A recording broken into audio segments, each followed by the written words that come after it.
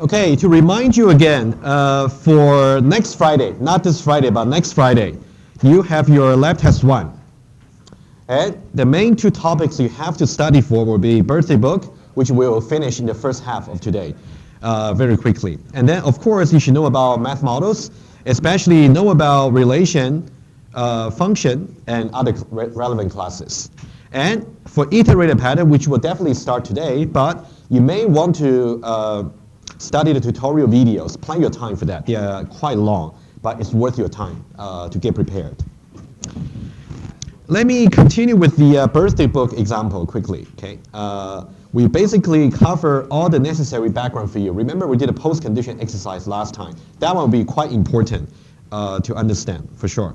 And that's kind of the decisions we talk about for birthday book. You got design decisions, you got implementation decisions. But let's say now we fix our mathematical model for the birthday book to be a function as opposed to relation. And you really should know about why it should be a function as opposed to relation. Okay, I'll leave that review to you. And then we're going to see how we can implement the abstraction function. I wouldn't give you the details. You can definitely refer to the source code, but I'll just give you some idea to link to the simpler example for stack. Okay, so that's basically the design we're going to end up with, but I would like to do just a little bit more exercise and intuition together with you. Okay, I blew out basically things I think we should really do together quickly, at least a part of it. What we said last time was about how you can draw client-supplier relation arrows. Okay, that's something you should really review. Okay, these are the 2 things we talked about last time, right? Okay, you should really understand what the arrows really mean. So for lab 3, which will be released soon, you will know how to draw diagrams. Let's now talk about the things that are interesting. Let me just zoom in to the birthday book class over here. If you look at this particular view over here, basically we don't have to show all the features. We don't have to show every command and every query for birthday book. For us, as a presenter, we only show the relevant information to our clients. Let's say now, I want to focus on 2 features. Yeah. Of course, before that, the basic ones are the count, like a number of entries in the birthday book. That one's easy. We don't have to bother you too much. And notice that we also have an invariance over here, the class invariance, meaning that every birthday book object must satisfy this. Let's read it quickly. The count of the birthday book. So this is the count for the birthday book. And what about the model.count? Even though we're calling the count feature but on a different context, so this particular count is the count of the model. So we are saying when the clients are viewing your birthday book as a function, the size of the function should be the same as the number of entries in the birthday book, right? That's kind of the consistency you want to ensure for every feature, okay? Let's now look at one of the interesting commands, and then we'll look at the query. Okay, let's do one thing at a time. Let's look at the put. I would say the put over here is very similar to the put in Java hash table, similar. Okay, that's why I reviewed it last time, just for your convenience. One thing you should note is you can see, you should always see the order of the parameters. In this case, we'll put name first and then birthday first, birthday second. So really watch out for the order, because in the lab test, it may be a little bit different order. Could be. Right. So now for the put, notice that there is no precondition. Okay? No precondition. Which means for the name over here, we cannot assume whether the name really exists in the birthday book or not. So you have to talk about 2 cases. Okay? It's also very similar to the hash table case in Java. So now we have a single post condition over here for you to write out. Okay? So in short, and we simply say model operation. Basically what this means is, think about how you would put a new entry, or well, depending on whether the name exists or not, right? It may either exist or it may not. You got to handle both cases. But now somehow both cases can be characterized as a function operation. But what is that? Before you answer me, but hopefully you will get the answer because we covered that operation specifically last time. Okay? Let me just remind you very quickly. Okay? Let's say the birthday book we got is like this. We got Alan, Mark, Tom, and Jim. Okay? if now I want to say I want to add a new entry here and October 15th. Apparently, this name does not exist in the birthday book. In that case, I should put the new name over here. And then October 15th is there, so just link it, right? That's one case. Okay. The other case you have to worry about is, let's say I'm saying also the put command, but now I say Tom. Apparently, Tom exists in the birthday book. Now, in this case, since there's no precondition over there requiring the key must not exist, so that means existing key is fine. But now, what should be the behavior? Just like what was in hash table. In that case, you will simply replace Tom by September 14th. So what you will do is, first of all, you're going to delete this particular link over here. And then you're going to let Tom map to another birthday, for example, September 14th. It's like a two-step process conceptually. And what does this correspond to? There's an operator we learned last time. Overwrite. Overwrite, not overwrite. Okay, just get it right. Okay? Basically, overwrite is something we want in this case. Basically, two cases. Either existing key, either non-existing key or existing key. In both cases, we can simply use override. Okay? You should really review how the override should work if you're not familiar. Let's go back here. So the model operation we should have over here should be exactly using override. But how do we write it? A hint for you. The way you write model contract in such scenario would be very similar to how you write the model contract for push in a stack. Remember what we said before? You say model tell the old model.deepTwin, which is old copy, right? Dot appended with something. It would be very similar over here, very similar. Let me just open a new page over here. So now, what would that be? You can think about this guy here. Before I make the change, it was simply just model. After I have added either this line here, or I have done the two steps, either way, that's the updates. So this is after the updates. And then what about before the updates? Before the update, it was simply old model dot deepTwin. Okay, you should really spell it out. We just don't have space. Okay, so these are two versions of the model. But now we want to draw a relation between them. Apparently, the old model and the new model, they are not the same, right? They should be linked by override. And now, if you want to write such expression in the contracts, like a post condition, you cannot simply use the override in function, because override over here will just be a command. You have to use the query version, which is overridden. So what you should do is model tell that, first of all. So the new version is the same as the old version dot overridden. And then what should that be? Whatever entry you're adding in, right? So here I'll make it a little bit more general, because you can see over here for put, you got N and also you got D over here. So now I should get a tuple, N and D. Okay? So this is what you will see in the source code.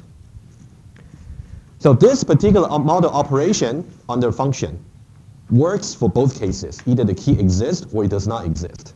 Okay? Any question about this before I mention one slight detail?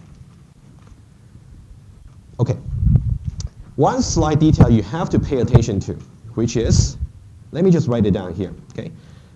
Basically, I'm going to give you two versions of writing this contract here. Version number one, I simply say model over here, tell the old model dot deepTwin. And then I say overridden. And then, let me make a little bit more space for myself. And then I got name and the dates, right?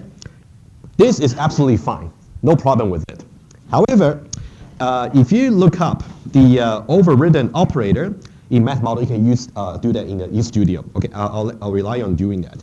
You will see that there is an operator for the overriding operator over here. Looks like this. Okay? Which means what you can do instead, you don't have to be bothered with the parentheses. Okay, let me just write it down for you. What you can write instead is like this. Let me just copy this guy here, and then I'll show you exactly the difference is. but they mean exactly the same thing. Okay, so now rather than this, I can simply write add, less than, and plus n d. So the intention is this looks a little bit more like a mathematical operation, right? In your 2090 or 1090, you might have seen this operator for overriding. Okay. Both versions work. If you want to be safe, maybe just in case you spell wrong the symbols in the lab test, maybe you just want to use the first version. That's always the safest. Okay, any question about this particular model contracts? Okay. Actually, so far we have done lots of preparation for this. Hopefully this is straightforward to you. But I would still suggest, as I said, you may just want to empty out everything that's in the source code and try from scratch, as if it's a lab test for you. So make sure you're okay. Yes, question? So for the right vulnerability and model contracts, you cannot use it anywhere else in the code, right? I would say because for lab number 2, we explicitly forbid the use of math models in the implementation. But let's say if for later labs, if we didn't say that, you can feel free to use math model. Just for this particular lab, we don't want you to use it. But in general, you should only use math models in the contracts. You shouldn't use it in the implementation. It's not so efficient. Yeah. For the lab test, I would say we'll make it clear. So I think that in the lab test, it'll be quite clear to you whether you can use math models in the implementation or not. Yeah, yeah, you don't have to worry. Yes? Which one should you use for extent, okay? It's not directly applicable to BirthdayBook, but I believe, okay, you can check it for me. If you go to the function class, okay, mathematical function, I believe there is a feature there, maybe just called extend, or something very similar, just look it up, okay? Or that's the command version.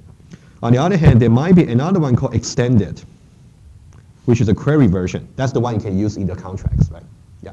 So I would say before the lab test, you don't want to only read the API for the math models during the lab test. Read it over before the lab test so you will know which one to call during the test. Okay, so let me go back to here.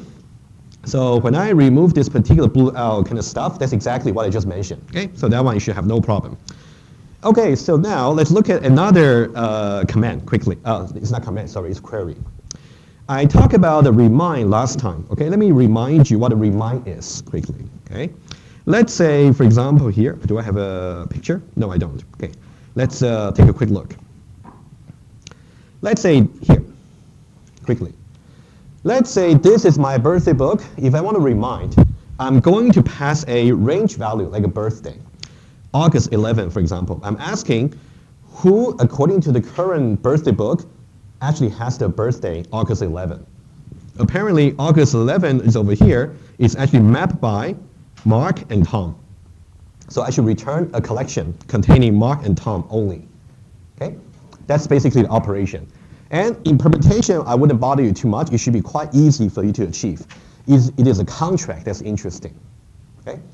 Before we get to writing the contract for this, I would like to just go back to the design diagram and just sort out a few things before we get there. Okay, back to here. Okay, the first one here. The first post condition to write, nothing changed. Okay, nothing changed simply means this is a query. You shouldn't modify anything. The model in the pre-states and the model in the post-states should be perceived as equal from the user's point of view because you're only returning something. You don't want to change it. So now, how am I supposed to write over here?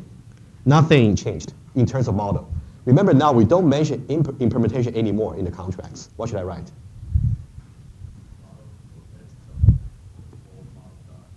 Ah, very good. You have pretty good. Okay, exactly right. You say model, tell the old model.deep twin. Very good. But don't forget, you have to use deep twin. Okay, for the reason that we covered previously. Okay, for the same counts, I wouldn't, you know what? Let's now, before I reveal the answer to you, recall the post condition exercise that we did last time. Okay? Remember last time we talked about if you given an array of numbers, which may or may not be positive, what you want to return is just another array which will contain only the positive number in the input array. conceptually, you can think about there are two sets. How do you show the two sets are equal? You have to show the subset relation, both ends, right? That's what you have to do. If you're not too sure about what I'm saying, please review the lecture from last time, okay? Now, I want to go over here just to talk a little bit about it here. One way for you to think about it is like this. Okay, let me just use this diagram here.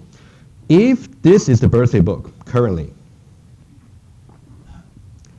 there are certain entries over here. Maybe a subset, or maybe the entire set, just a subset. There may be a subset over here where maybe a person, but their birthday must be August 11. August 11. And also another person, that will be August 11. So it is this particular subset that we want to return. Agree? However, notice one detail here, which is different from the positive number. We don't necessarily want to return the name and the birthday at one altogether. We just want to return an array or a collection of just the names. So we want to exclude the birthday over here. So that's something you have to watch out for. Okay, but conceptually, that's a subset. And then, let me just remind myself over here, the return type is just another array. Okay, pretty much like the example we did. Okay, and now I'm going to put over here the result for remind is going to be simply just an array of name. So it could be this guy, 1 and 1, but doesn't include the birthday. And now our post condition should be such that you can prove that these two sets are equivalent. But now how do we do it? That's the question. I'll pause for a little bit for you to think about, and then I'll try to lead you by asking some questions which might help. Okay? Think about, everybody's clear about what I'm asking, right? To write this contract here. Okay. Okay.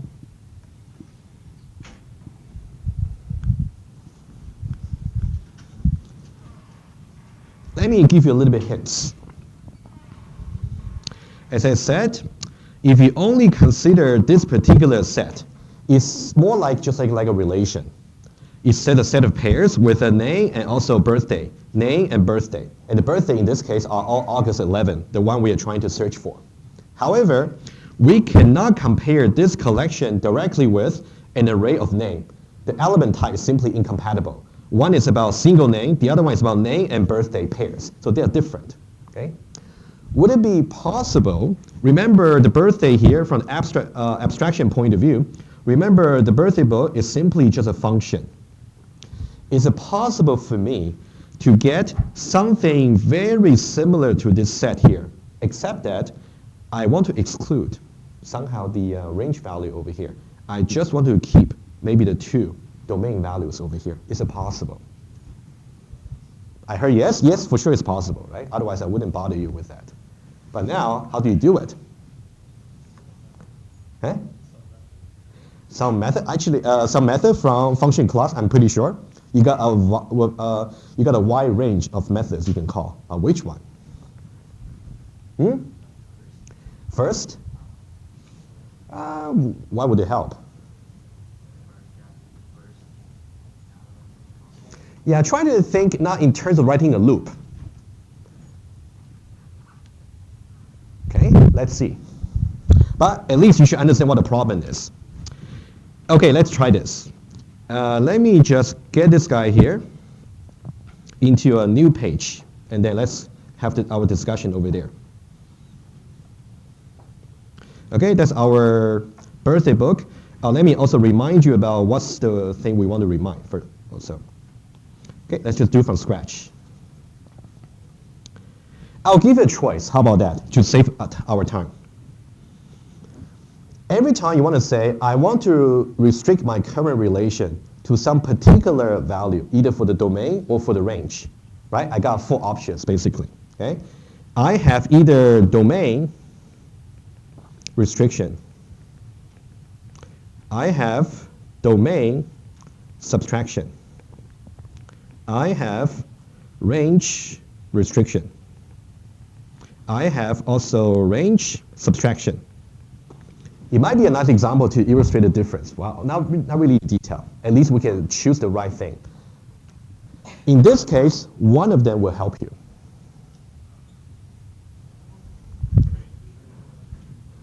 Could be, could be. Why would you think it's a range restriction? Oh yeah, good, very good. For those of you who are not too sure, okay, let me help you a little bit.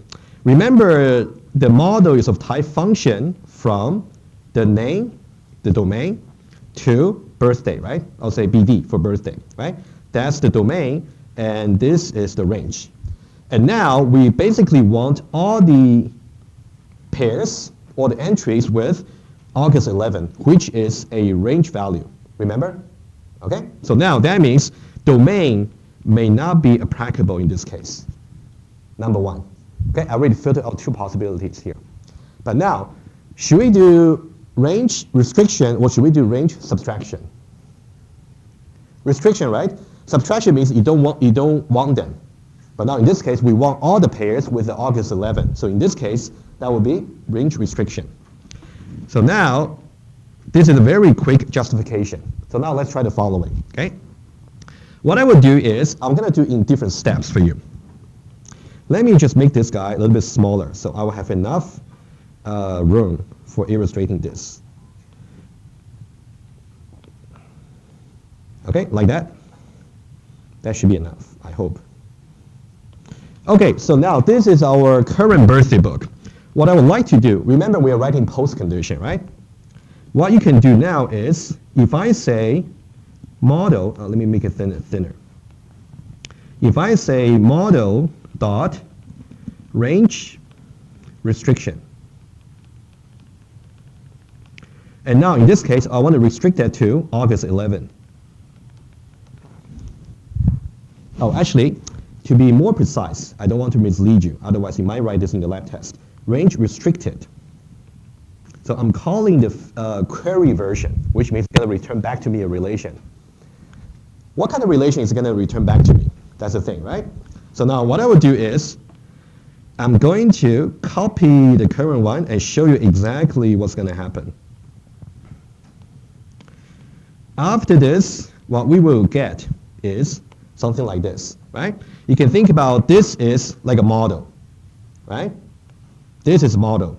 What about model that range restricted August 11? That means we only worry about August 11. So now what I will do is I'm going to get rid of everything that's not to do with August 11. So get rid of this and get rid of this. That's the range restricted version of the relation. Any questions? Okay. Now, we're not done yet because this guy over here is giving me another relation. But what I really want, remember, is to really be able to compare with an array of name. So I only want to keep just the name, but not the dates, right? Having this, how can I just get a set of names? That domain, yes, exactly. Okay, so now, what you should do now is, I'm so sorry, I don't have enough space. So as a compromise, I have to put this into a new page. Okay, so this is how we start with, okay? That's range restricted. So now what I want to get is to say, for this particular guy, model dot range restricted, and then August 11. Now what I want to do is, it's a relation, so I can just call another feature on that. That's the beauty about using math model queries. You can just keep building the expression, right? And then I'm going to say only get the domain. So what I will get is exactly just this guy here. Of course, without these two lines. And then this is something I can compare against the array. And the way you compare is exactly how we said from Monday, right? You're going to say one is a subset of another and vice versa. Okay, guys, any questions? I'm going to summarize this a little bit to move a little bit closer. Of course, you got a solution already. I just want to show you the derivation step for the solution.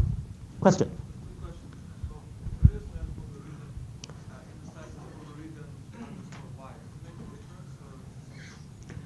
I think, okay, you're basically talking overridden versus overridden by. If you look at the signature for the two features in function, overridden take a set, overridden by take a single tuple. So they are basically doing something similar, but overridden is more general. Okay, yeah. Okay, so now I'm going to write down one more tip for you, and then you can do the rest. Overall, we are basically trying to prove the following. Okay, there is one set on the left-hand side, model dot domain restricted. Okay, and then we have whatever the dates for the remind it is. So we talk about remind. Remind a particular birthday, right? And then it returns an array of name. Okay, that's a feature we're talking about. So now we have one set over here, which we model the domain restricted, and then dot domain. This is one set. Another set is the result, whatever that your implementation is going to compute. Now we want to prove that these two sets are equivalent, right? You can think about this is S, this is T. You're going to say S is a subset of T, and T is a subset of S, right? We talk about this on Monday. That's exactly what you have to do. I don't need to bother you with that. When you see a solution, that's exactly what they're doing. Okay? Any question before I mention one more detail? Jordan. Can you have multiple arguments in the range restricted, or? Can you have multiple arguments? No. Pass a collection? Yeah. So range restricted, you can look up the exact signature, but I believe it's like this. If you say range restricted versus, I think there's another one called range restricted by. This is expecting a single tuple, whereas this is expecting a set of tuples. I believe that's okay, but double check for me. Yeah. Okay, guys, I want to mention one more thing. Okay, when you actually look at the solution in the bound diagram, it's slightly different, but they are equivalent. Let me show you what they have. Okay. Okay, the two things that I blew out is basically like this. Okay, so now I want you to look at the second one. Okay, I'm going to highlight it so you can focus on that. Look at this first of all. Okay, this post condition over here. So now since you understand the logic, we say model the range restricted by. So Jordan, range restricted by is a single element. So that's why range restricted by, I just put D. If you want to do a set of things, you would say range restricted. Just different feature for you to call. Okay. So now I'm saying that for every name that's actually in this particular set, which is whatever the complicated expression I just explained, it should be a member of result. That's one way. Okay. However, in the sample solution, you can think about this guy over here is like S is a subset of T. You can think of that. However, in the solution, we didn't say T is also a subset of S. We didn't say that. Instead, we simply say the following over here. Instead, let me put a different color, the green one. Instead, we simply say the cardinality of T is just the same as the cardinality of S. But mathematically, they're equivalent. I'm saying S should be a subset of T and the size of the two sets are just the same. Of course, the set should be equivalent. Are we okay with this? Okay, I'm just showing you two things. In the lab test, exactly which version you should really write depends. If we didn't give you any tags, TAG tags for the post condition, you can write either version. However, if we give you the tags that signal it should be a particular version you should write, you should go for that one. Okay. It will be obvious in the lab test which version you should choose. Okay, I think that's about for the design. Any questions before I move on to implementation quickly? Yes? So I have a question kind of related to the Venn diagram. Yes. So I noticed that you do it only for remind, and like the green arrow is pointing to one of the like the name and birthday for remind and auto. But Yes. I'm looking for like do an arrow for that. Very good question. The question is a legitimate question. The question was as follows. You can see, as I said, from Monday, I show remind over here to say it returns an array of something. In this case, it would just be name. Why did I not show? In the case of put also has two supplier, name and also birthday. Why did I not show in this bound diagram? The reason is, for the bound diagram I created, I have complete freedom about what to show. From my point of view, I think for illustration, showing one will be sufficient. So when you draw your diagram for lab 3, lab 4, and also projects, what will be the criteria? Think about what's the purpose for you to draw the diagram. If the diagram is for you to maybe show a particular design pattern, or to show the relationship between two clusters, so you got to judge. We'll see more and more examples to see. Okay? But bottom line, let me write it down here, the principle. BOM design diagram is an abstraction of your system.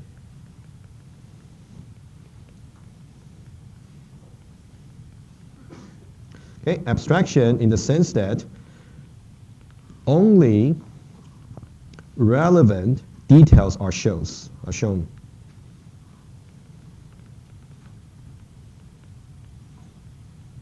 And who decides what are relevant? You, who draw the diagram. And then let me say one more thing. So when I say abstraction over here, of course, the other side is about concrete. What about a concrete thing about your system, your code? And you don't want to show just the code to your clients. You just want to show some design abstraction to them, so they will understand what's going on in your system overall. Questions? If you go back to the point. Yeah, of course. I was just wondering also, could you say split? Like, you know how for the reminded points to name, do you have remind points for name? You can definitely do that. The question was this. Let me draw it quickly. Can I just say, instead of drawing this particular arrow, let's say, instead of that, can I just draw another arrow as follows? Okay, I'll just put it here. Okay, it's a client supplier arrow. So that should really come with a label. Okay, and now if I say remind, now let's say this time, from my point of view, I think it's more important to show, okay, let's say here, maybe show the array class. Let me not use the remind, let's use put. Put is more interesting. Okay, that's the same idea. Let me just highlight the part you can look at. Let's say for the put, you can see there are two parameters. You got a name, also you got birthday, right? So now I have two choices. Either I can show the supplier being name, or I can show the supplier being birthday, or both. It depends. It's completely up to me. So I can definitely do one version over here. And the way I present a class can be just a compact view. I can say, I have the name class over here, and then I can say put. In the case of put, the first one is name, so now ... And then I can say birthday. That's one way to do it. Okay? Another way to do it is just another arrow. And then now let's say I decide to show maybe the birthday. So now in this case, that'll be a birthday class. And now I still got put over here. So now the first one will be the name. And the second one, birthday ... Here. Typically, you don't show both of them. That would be a little bit too much information for your clients. You show just the important stuff. Of course, if you really consider both to be important, show both. I'm just saying typically you don't show both. Well, I'll try to cover the bound diagram more in detail when the lab 3 is released, possibly sometime next week, so you can have better understanding. Okay. Questions?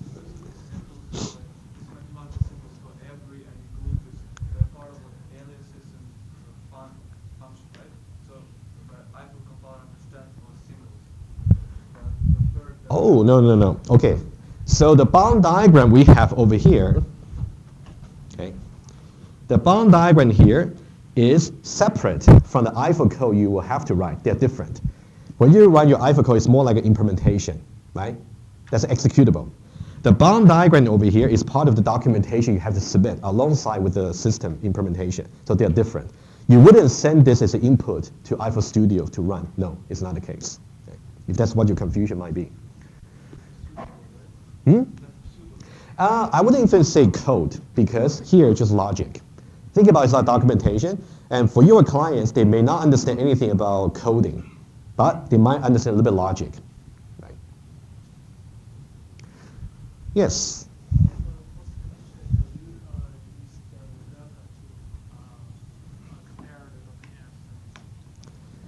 Can you use delta? You mean the tilde to compare? You may, but I want to. You may want to speak to me after class just about exactly what you meant. You want to write? Maybe you can show it to me. I'm just saying for this particular remind over here, since we talk about two sets, right? We want to show that the two sets are equivalents. That's exactly the pattern I talk about on Monday. So you can follow that. If you got another solution, show it to me after class. We can talk about. Okay, that'll be easier. Yeah. Okay, so now final bits about birthday book. Okay, let's talk a little bit about implementation. Okay, just some little bit detail I want to show you. Okay, so now here, design is here. Okay, so now let's talk about implementation quickly. Okay, basically I'm just showing you another version of the system. In the previous version, I mentioned nothing about how I am going to implement the birthday book, but now I do. Okay, let me just show you the detail here. So we got two. Think about these are two stages of your development, right? In the first stage, only about design, abstraction, like a function. But now we have implementation and function. We have implementation and abstraction together. Okay, let's see. So now we got birthday book, the same class. We got birthday, we got name. But now, in order for us to satisfy this particular implementation, we say the name should be hashable because now the name should serve as the search key in the hash table. That's why. Okay, that's an additional detail you should notice. And then we still have our model over here. So now notice that for the model here, it will still be a function from name into birthday. That one doesn't change. Okay, but now what you have to do is as follows. You can see there is a feature over here exported to none, and that one there is the implementation for this version here. And then it's simply a hash table from birthday into name. So that's why birthday here should be hashable. Okay, that's the implementation. Now, question for you. If I want to have this particular hash table as an implementation, do I have to modify any of the model contracts that I just presented? No, that's the point. Nothing should be modified. The only place you have to change in order to reflect this particular implementation is the model. Okay? So what exactly should you do? Number one, let me show you the highlight here. Number one, you should really implement maybe using a from until loop or cross loop to really convert from hash table to function. That's what you got to do. Pretty much like how you convert a list graph into comparable graph in your lab 2. And then in the post condition here, this is the only place you're going to refer to the implementation. That's the only place. Everywhere else, the client shouldn't see the implementation. They don't care. Okay? And now, these guys here, I'll just reveal them right away for you. Okay? They're very similar to what we said before. Basically, you want to show that the hash table and your function, they are completely consistent. I'll leave these two post conditions for you to study and see what the solution looks like. Okay? They're very similar to what we just talked about. For example, you want to say every element in the hash table somehow exists in the model function. But how do you write that exactly? I would say practice this. You may need it for lab test 1. Okay, so now we'll talk about both design and implementation. Okay, let's see anything else. Okay, okay, pretty much done. Okay, design here, implementation here, and just to remind you, so there are two versions of the birthday book source code. There's one version over here, and there's another version in the GitHub. I would suggest you check them out, both. But they are 99% similar, as I said. There's only some minor subtlety that's different. And then for the exercise, you can feel free to do some implementation and try to use different strategies. Okay. Okay, any question about math models, stack, birthday book, anything in general before I move on to a new topic? Yes. What's the meaning of the symbol and bigger than symbol without plus? Like at the very end. Like The very end? Let me take a look. Another one? Okay, let's take a look. Is it on the slides? Yeah, here. Oh, okay. Let me just switch to here. Which one? Is it for the put or which one? Feature? For remind over here. Oh, I see. You mean this guy here, right? Yeah. It's a very good question. I believe like this. Okay. Good. When you say model over here at greater than and only a single value, okay? It's domain. It's basically range restricted by. It's as if you said model dot range. Remember, D is the dates, right? It's a range value. Range restricted by. Okay, do you have to memorize this symbol? No, don't do it. Okay, you just have to know the concept for mathematical operation. So there is something called range restricted. Just go to the API for the function, you will find them. Okay, in the lab test, to be honest with you, I don't quite recommend you try to use a symbol. The symbol will be very nice if you, when you submit your project or your lab, you show some very beautiful operation. But in the lab test, you want to avoid mistakes. So I will say you rather follow the conventional way of programming here. That's my suggestion. Because nobody's going to correct, for example, if you forgot, you write at less than. Nobody can save you. Right? All right.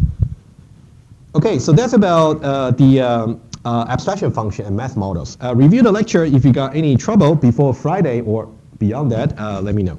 Let's go on to a new topic. Okay, that's good. We got some time.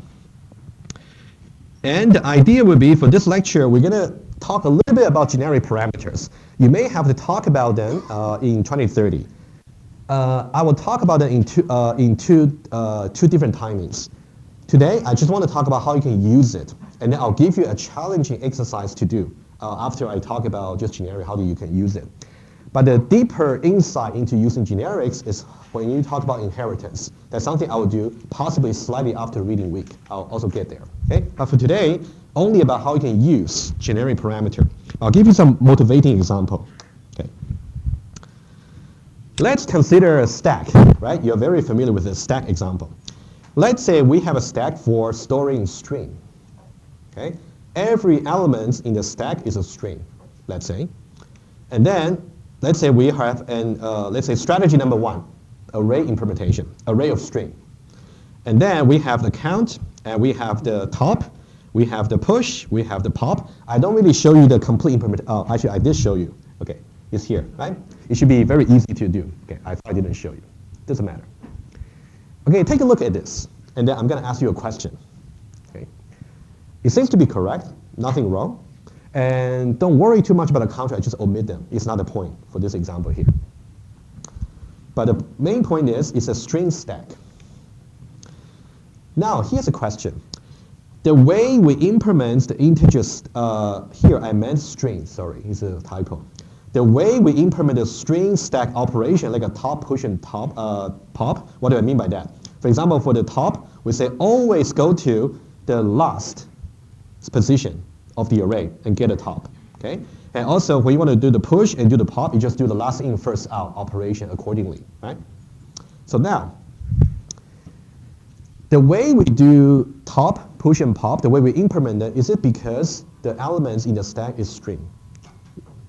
Does it have anything to do with it? Not really, right? So let me make my question clearer. If now I say, I'm going to change the elements to account. I want to have a stack of account. Do you think this code will look very similar or very different? Similar. But when you say similar, how exactly are they different? Would there be any difference? If there's any difference, what will be the difference? There will be some difference. Otherwise, you would say they're identical, right? Account will replace string. Yeah, account will replace string everywhere. Exactly.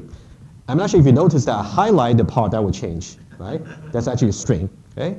So now here, first of all, the name of the class will be account stack, and then now the underlying array is going to store account as opposed to string. Okay. And now top over here. Notice one thing. Now I change from string stack into account stack. Did I have to change the way I implement top?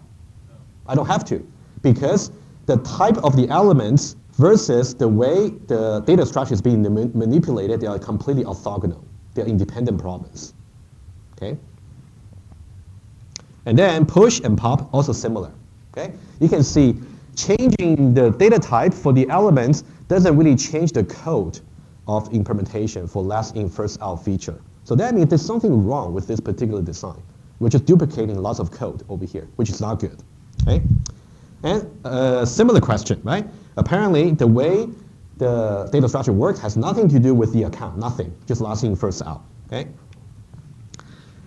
So now, this is something I want to mention. Okay? When you study 2030, you write code, right? Every time you got duplicates in your code, that means every time you want to make a change, you may have to change multiple places. So people say your code smells. But now, in the case of design, similar. If you got duplicates in your design, for example, the way you implement push and pop are so similar between two classes, your design also smells. Okay? That's kind of the analogy. Okay? But now, how can we change it? The purpose for today just to show you how generics can be useful syntactically. But we'll talk about the deeper insight into generics maybe a little bit later, once we talk about some review for inheritance and casting later. Okay? So the way we do it is by, I'll just show you the code first, and I'll show you some demo on the iPad. Let's say we have a class called stack, right? So now, in order for us to really save some writing for the code, we have to declare at the class level. We declare some so-called generic parameter. It's some type that we're going to be instantiated later. Okay, just save that for now. So G is some type.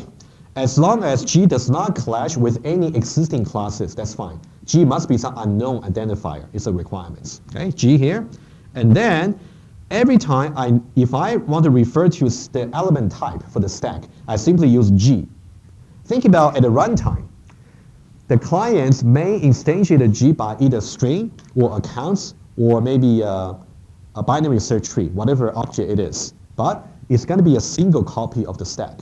There's not multiple copies of the code. Okay, that's the main issue here. Okay, I simply put basically G over here, and also G for the return type for the top, and then also G for the input parameter for the push, right? And pop, etc., etc.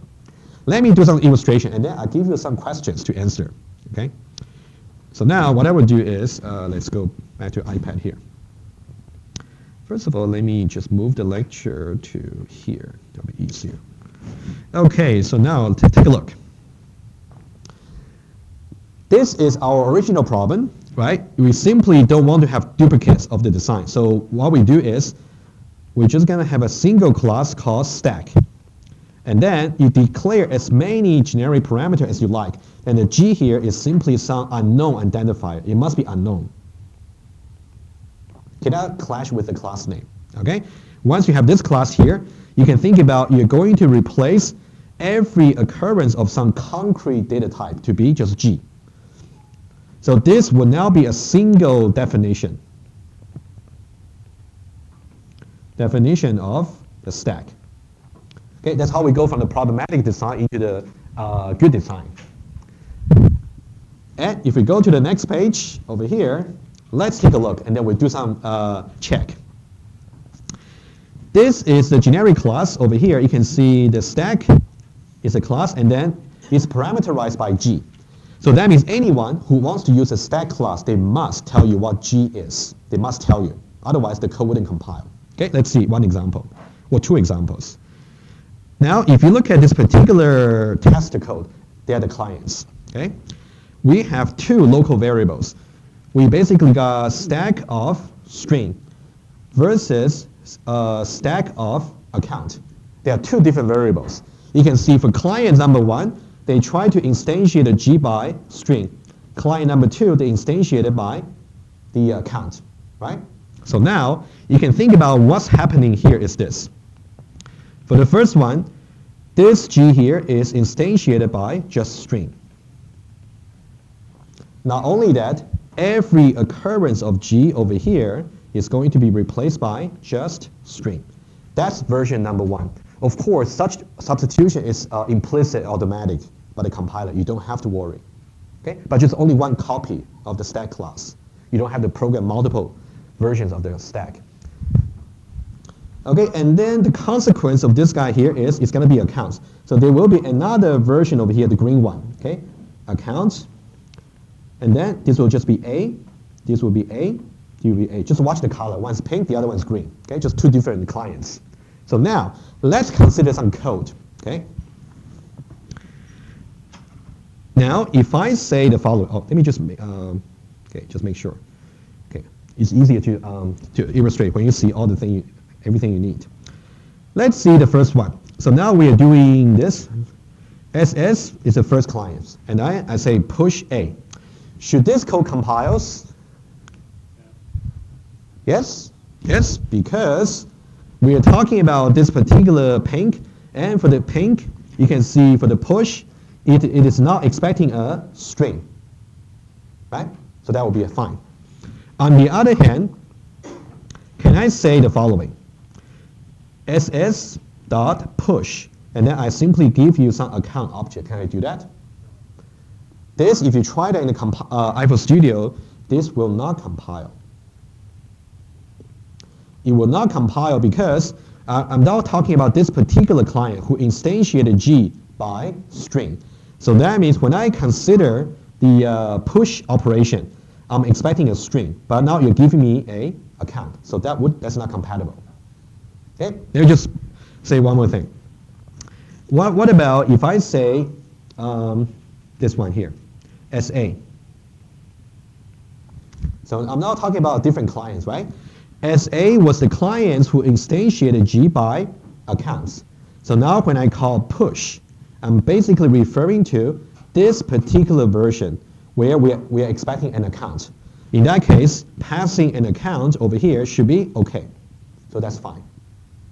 So now the lesson here is when you use generics, you have to know which client you're referring to. And for that particular client, what instantiation of the generic parameter they have done.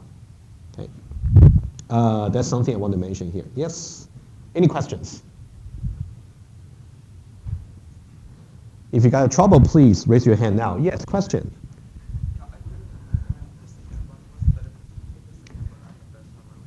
You mean the pink and the green?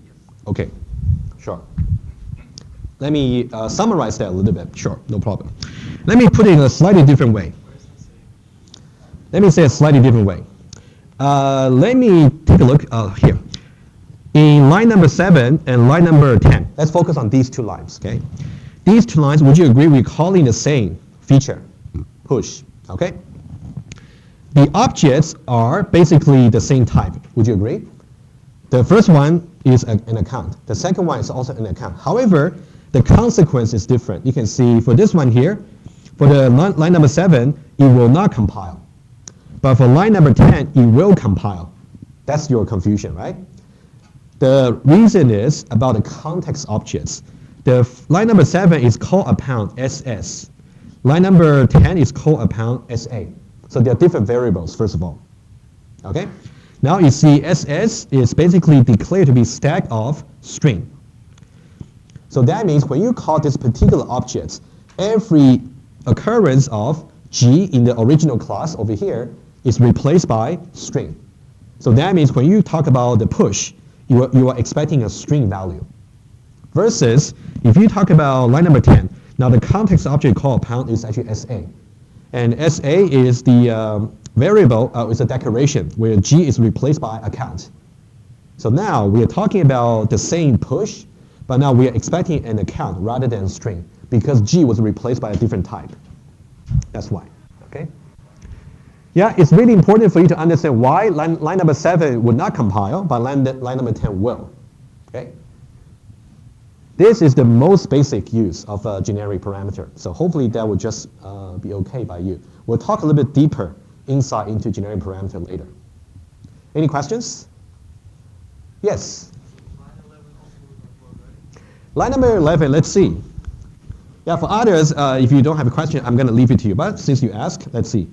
Line number 11, first of all, the context object is SA, right? SA instantiate G to be account. So now the push will be expecting an account. So I'm passing a string, of course. Not okay. Right. Jordan. I know in Java you're allowed to like initialize like data structures without specifying the generic parameter. That's probably not allowed in iPhone. It's not allowed. I might know which what you're talking about, but since you mentioned, right? If you can put a question mark, or just not even put the less than. Let me know if this is what you're talking about. As far as I know, let's say I do hash table, right? Yeah. If I say hash table, and then let's say I have string being the search key, which is hashable, and also I got account, for example. Okay, let's say table. And now I can say new. Over here I can say hash table. And then over here I can leave them empty. Is that what you're talking about? You can't do that. No, you can. I'm pretty sure you can. Okay, I think you can just put like question marks. What you're saying I can put question mark just here. Yeah. For that one, I can look it up for you, but I'll try to find out. But in IFO, I'm afraid in Java you can actually do this, just in case you're interested, right? In Java you can do it because compiler can simply infer what a type should be. Okay, that's something compiler can infer. So, but when you declare the data structure, you must give the key and the value. Okay. Anyway, just an aside. Okay. Any question about this? About using generics? Okay, you okay, right? Okay, so now let me see what's the next thing if that's not the exercise. Okay, something we already mentioned, and then consider this code very carefully. Okay, that's something we covered already. Okay, before I go to design patterns, I have some challenging exercise for you. You don't need to do it now. I just want to hand it out first. Maybe you can just pass around. Okay, just pass around. Yeah. Just pass around. It's okay. I'll just give for this particular IO. Okay, pass around. Okay, pass around, please.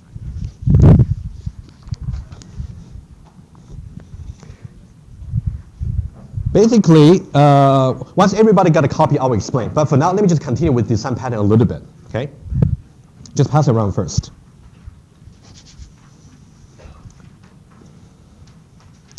Okay, so now we are going to talk about design patterns. So that will be also part of this course since it's about design. Also, design pattern is part of design. Okay, so what are the design patterns?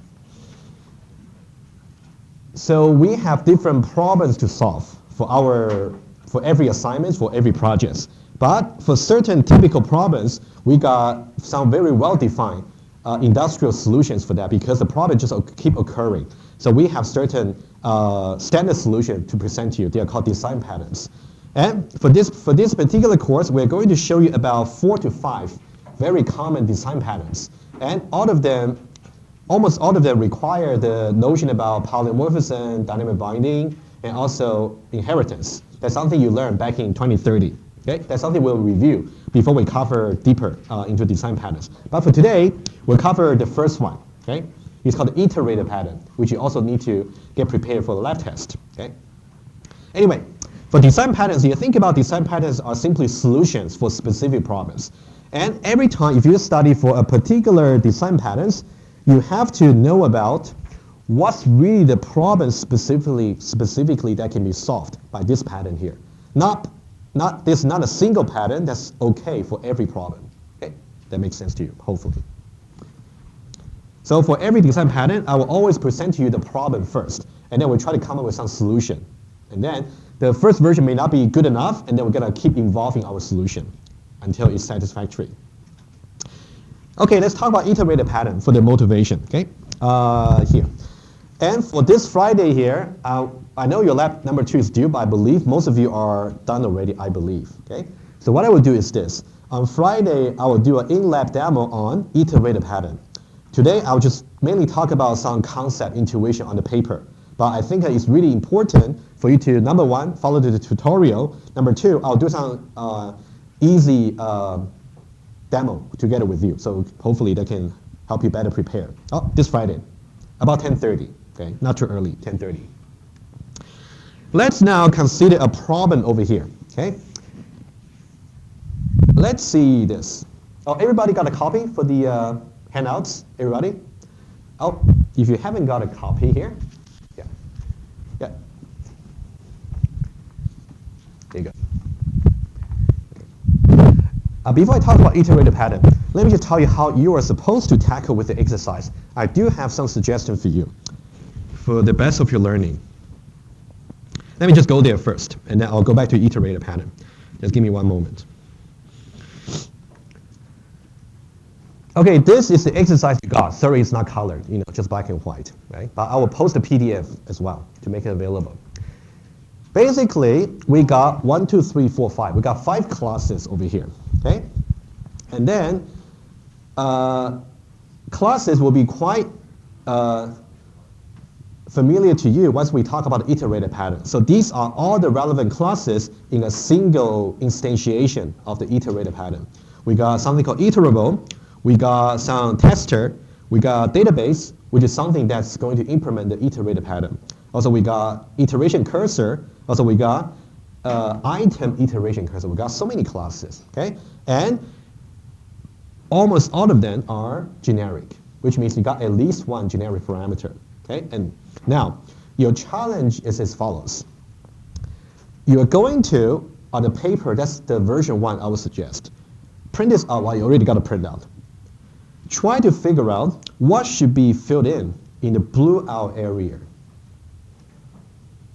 Should it be G? Should it be H? Should it be A? Should it be B? Answer itself should be very simple, but to work out the derivation process requires thinking. Okay, that's my challenge to you. That's the first exercise. I hope you can at least try to see where you might just get struggle. You'll be completely fine if you get struggle at first. That's fine. So I will go over this together with you on Monday. Okay, at least you got some time to struggle through it. Exercise number 2. Put this into Eiffel Studio. And then I'm pretty sure it wouldn't compile. And now, if you already have done the first stage of the exercise on the paper, you have some idea about where I might put G, where I might put H. So now the idea will be try to see if the compiler can help you get through all the compilation errors and then get to something that will compile. Okay, that's exercise number 2.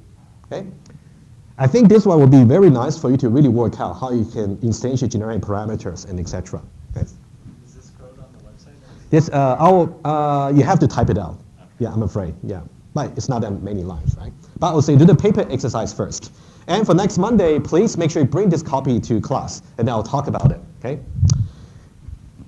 It's in fall 2019, last year, this is actually a simplified version of the labs, one of the labs. So it's quite different style, but I would say it might be nice for you to try. So that's, I believe, is the best way to strengthen your, to confirm your understanding about generic parameters. Okay. Okay, let's go back to the iterator. Okay, let's see how much we can do. Let's talk about some motivating problem. Let's say I have a supplier. It's simply a shopping cart, like a shopping cart either for the online shopping system for Amazon, for example.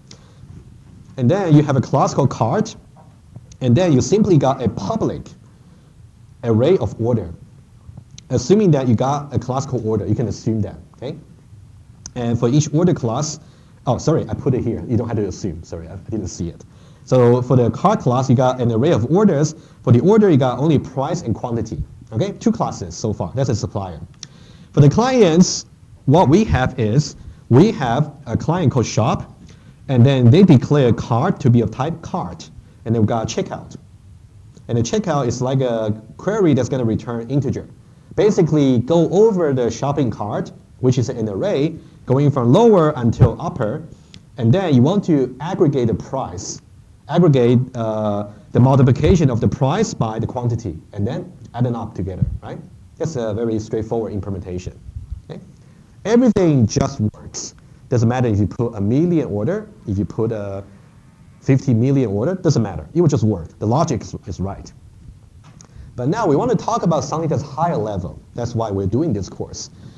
Is there any problem for design? And remember what I said before.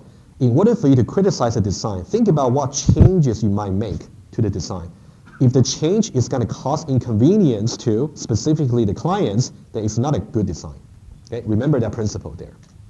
Okay? I will pause a little bit for everybody to at least get yourself familiar with what's going on here. We got 3 classes, right? And then I'll take some input from you. Okay. Yeah? Okay, any thoughts? We have lower or upper change. Why would lower and upper change? You mean for the array? You mean the lower value and upper value might change? You know what? You'll be fine. Maybe what you're saying is this. Okay, let's say this. What you're saying may not be an issue. Let me illustrate that to make sure I'm getting you correctly. What you're saying is, maybe when we start with, the array is going to be lower 1 until upper 20, for example, right? So maybe at some point, the supplier decided that they're going to change lower from 0 until 19, for example. But that's okay. The way we plan out the loop is going from I is just going to be lower, which is 0, and go all the way until it is larger than 19, which will be 20. So that's fine. You still go over the array one by one. That's not an issue. So when you say the lower and upper value changes, it can happen, but in this case, luckily, the client wouldn't know about it. Because the way they write a loop is independent of the value of the lower and upper, okay? Any other thoughts? But I think the changes you're suggesting is definitely a change in the supplier side. Apparently that change is not significant enough to impact upon the clients. You mean change the class, the cart? Sure, there's one way to, oh, you're just saying this? Let's say, do you know how to order, like orders, array of orders? Mm-hmm. So instead of doing array of orders, we're generic. Okay, so you're saying changing this to G, for example. Well, where does G come from? Oh, sorry, never mind. Yeah, so may not be right? Okay, so okay, that's fine. Of course, one way to do it, for example, before I take your thought, you might say G over here, but the thing is, why would you want that? Why should cart be generic?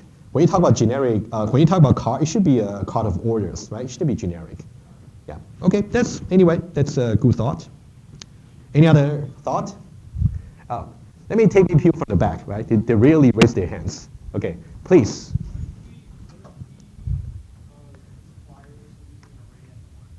You mean they don't use array anymore? Give me one suggestion. What do they use? Linked list. Let me do that first. So what you're suggesting is as follows. You're saying rather than using array over here, they might be using linked list, for example, right? Good. Let's follow that thought. This is completely legitimate change for the supplier. Supplier can change their implementation at any time if they wish. What's going to be the consequence of this? First of all, is the client's code going to compile anymore? I heard no. Why not? Yeah. Lower here, upper here, they are array-specific feature. Meaning that when the client was using the supplier's code in the first version, the client knows it's an array. So that's why the code is very specific to the implementation of the supplier. However, implementation can also change frequently. So that means the client's code may fail to compile frequently. That's a problem for the design. Yes, any thought? Is it okay for the supplier to change the array to a linked list? Yes, it's absolutely fine. First of all, changing from array, okay, let me just make it, write it down. Changing from array into linked list, this is completely legal change, legitimate change. No problem for the supplier. The problem is the supplier themselves did not hide this particular data structure from the clients, okay? But the problems over here is data structure of the supplier was not hidden.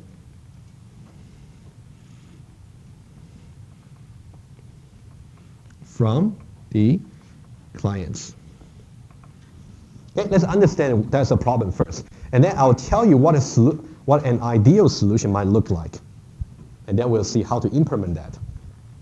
Any thoughts, any concern before I move on? Okay. So now, it would be very nice if, let's say, somehow the orders over here is simply, let me just write in different color so you will see exactly that solution. Okay, that's fine. Green is fine.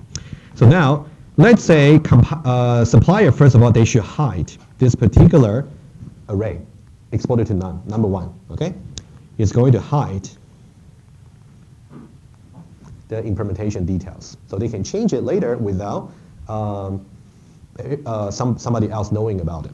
But now the problem is, how should the clients write their code accordingly? It would be very nice if the clients can write in this particular way. I'll write it down here. You know across, right? Across the card. Notice what I'm going to cross over. Card is order. And then I'll simply say a result is assigned to order dot price multiplied by order dot quantity. Okay? Have a look at this particular fragment of code I'm writing. Result is, oh yeah, of course, thank you. Correctness is also very important. Yes.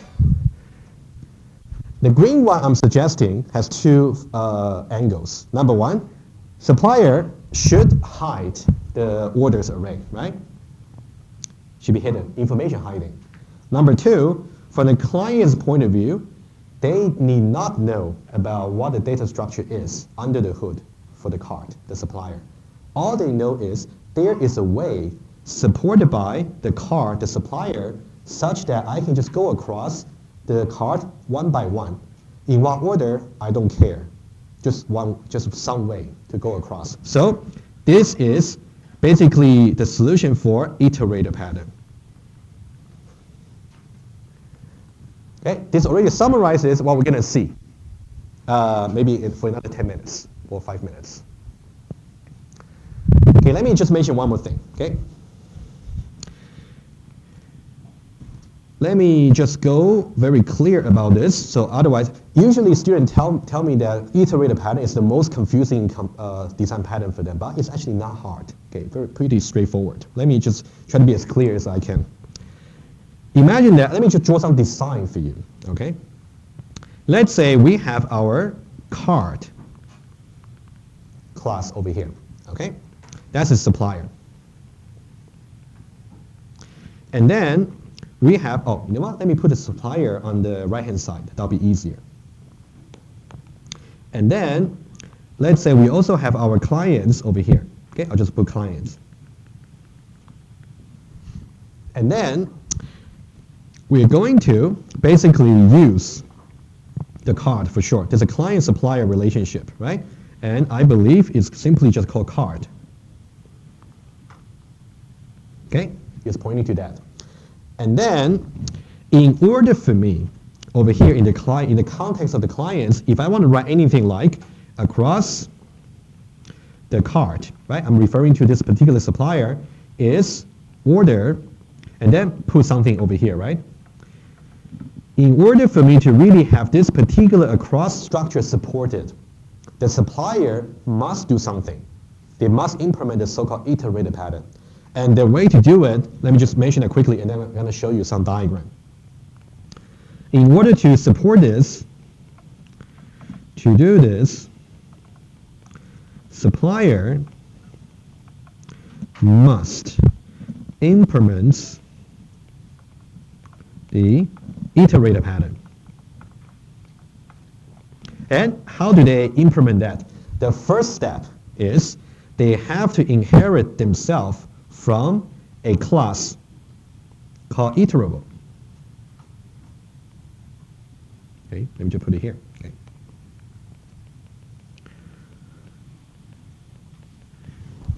That's the first step you have to always remember.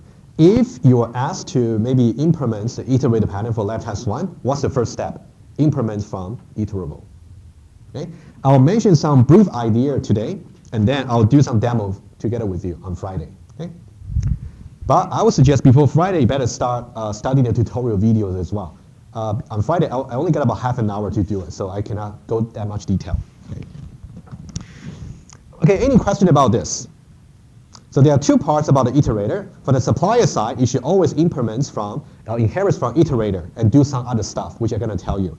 And the other side is from the clients. Client is simply, if the supply itself already implements the iterator pattern, you can just use a cross notation. Okay? But we're going to see more examples maybe on Monday. But let me now just talk a little bit about the design quickly.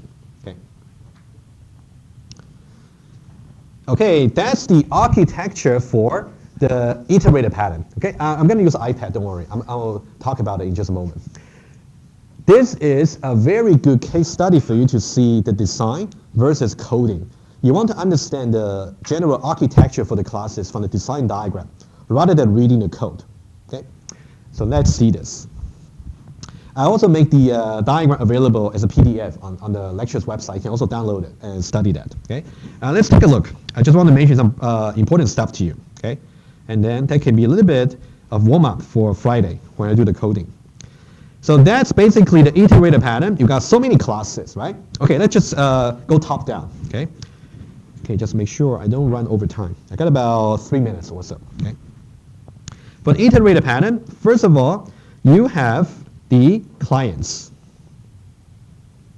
So there is a cluster called clients. So that's a client, which means they use the iterator pattern. You can see over here in the clients, they actually will be able to use a cross notation. For example, okay, how about this? You can see for the clients, they have an account which is supplier. Oh, okay, guys, you should tell me earlier. Don't be shy, please. It'd be funny if I go through the whole lecture without you seeing it, right? Good. Okay, let me repeat, okay, just in case.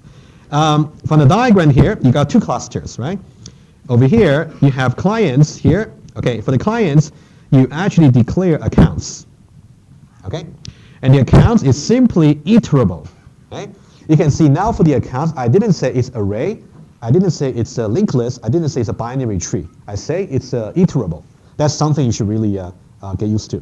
Okay, and then it's going to be iterable, and the thing I want to iterable over is individual account, number one. Okay, and then for another cluster here, I'll just mention briefly. I don't really go into detail, just at least you know the class names.